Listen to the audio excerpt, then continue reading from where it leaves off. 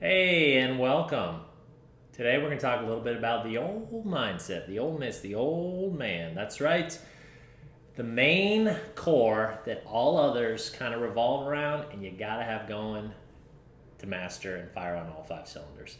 What is your mindset? We've talked about it before. Brief summary. The idea is you want to have an awesome attitude, perception on life. You want to be confident. You want to know what your strengths are. You want to know what your passions are. You want to know how to utilize, combine it all to get into awesome land and become what I call a growth owner, which is that you are not afraid of obstacles. They're only temporary roadblocks, and that you know that you're going to get to that finish line come hell or high water.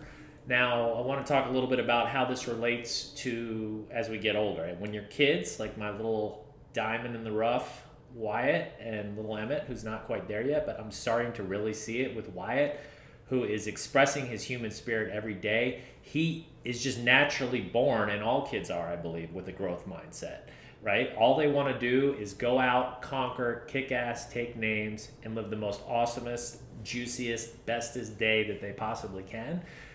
Then as you get a little bit older, those influencers we've talked about start to step in. You've got the media, you've got your parents who mean well, but at the end of the day, it's not what they say, but what they do that we end up mimicking.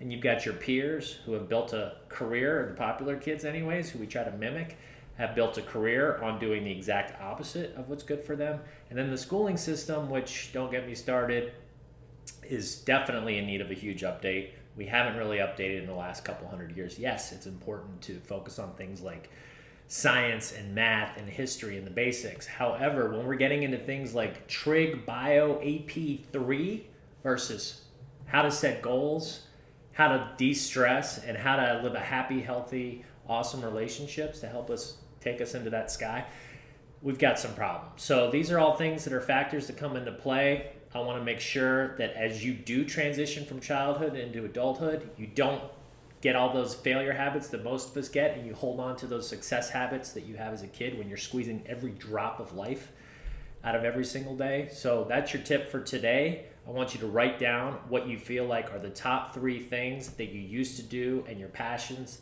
when you were younger that you've kind of gotten out of touch with, and then basically by writing them down, you can think of 3 ways that you can start to get back in touch with them to head back up into that bright, bold, beautiful sky like you did when you were a kid. That's your tip for today. Have a good one. Thanks. Get moving, build momentum, join the movement. Go to moremomentum.com to take a free Life Evaluator Quiz on where you currently stand in each of your 5 cores.